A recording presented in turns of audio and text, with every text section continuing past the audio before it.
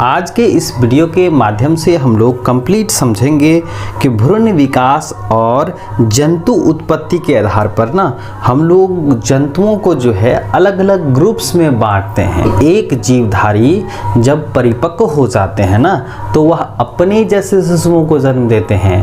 अब शिशुओं को उत्पन्न करने का तरीका क्या है?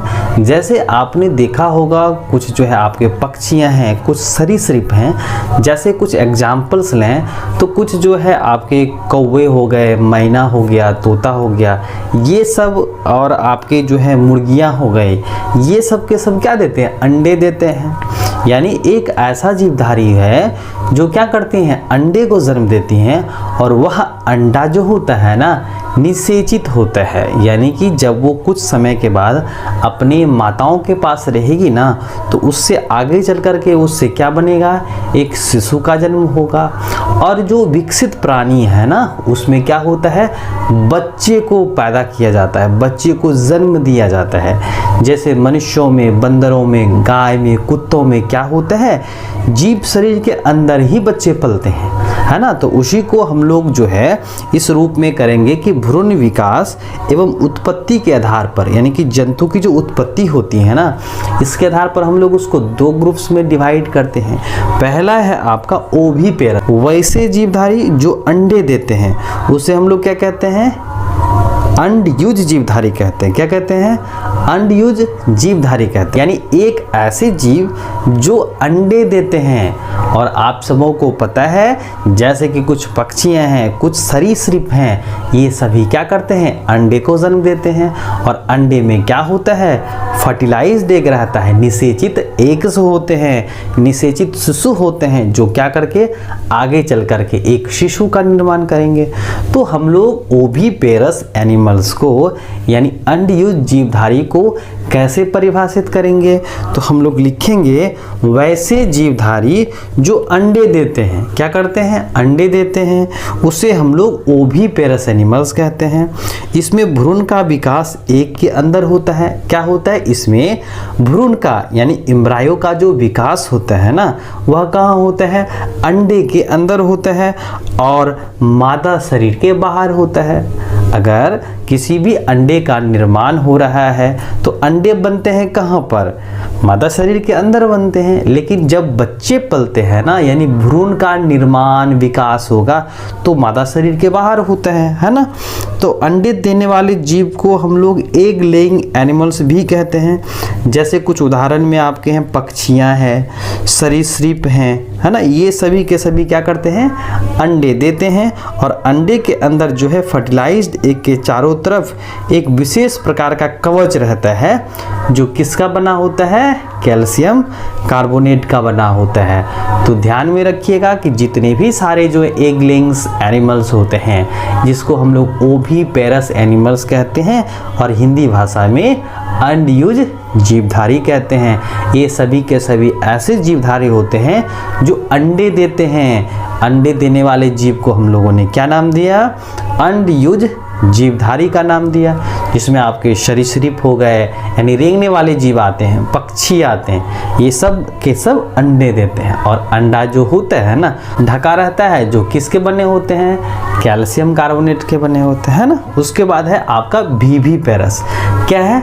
विविपेरस एनिमल्स यानी एक ऐसे जीवधारी जो क्या करते हैं? बच्चे को जन्म देते हैं।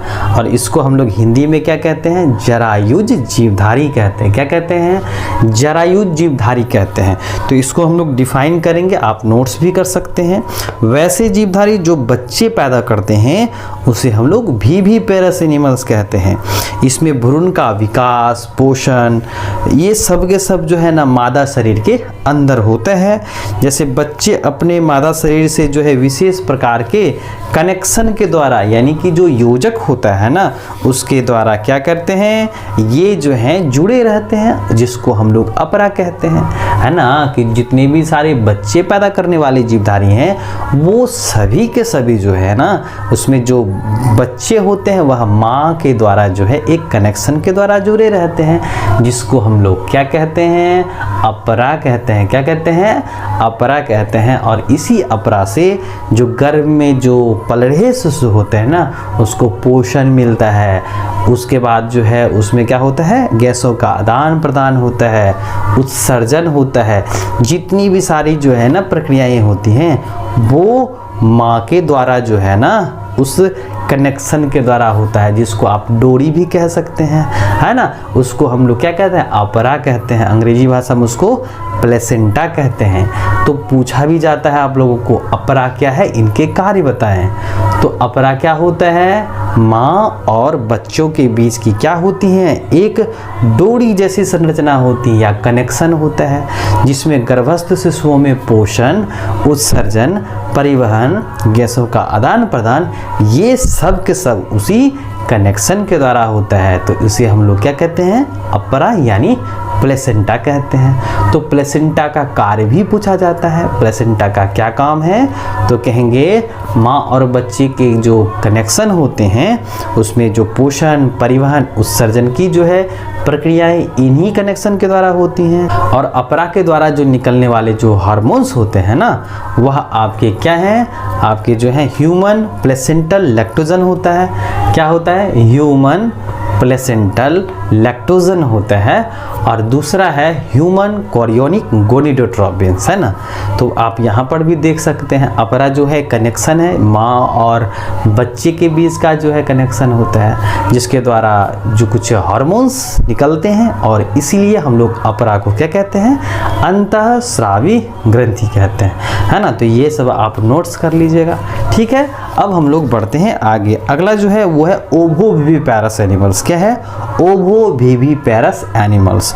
तो इसको हम लोग ऐसे डिफाइन कर सकते हैं कि वैसे जीव जिसमें निषेचन की प्रक्रिया आंतरिक होती हैं तथा उस जीव के उत्पन्न अंडे मादा शरीर के अंदर विकसित होते हैं, तो इस कंडीशन में उसको हम लोग क्या कहते हैं, ओवोविविपेरस एनिमल्स कहते हैं। जैसे बिच्छू हो गया, शार्क हो गया, ये सब के सब क्या हैं, ओवोविविपेरस एनिमल्स हैं। तो यहाँ पर हम लोगों ने क्या सीखा कि आपके भ्रूण विकास और जंतु उत्पत्ति के आधार पर जीवों को हम लोग अलग अलग ग्रुप्स में बांट दिए। पहला है ओविपेरस, दूसरा क्या है, विविपेरस है, और उसके बाद क्या है, ओवोविविपेरस एनिमल्स।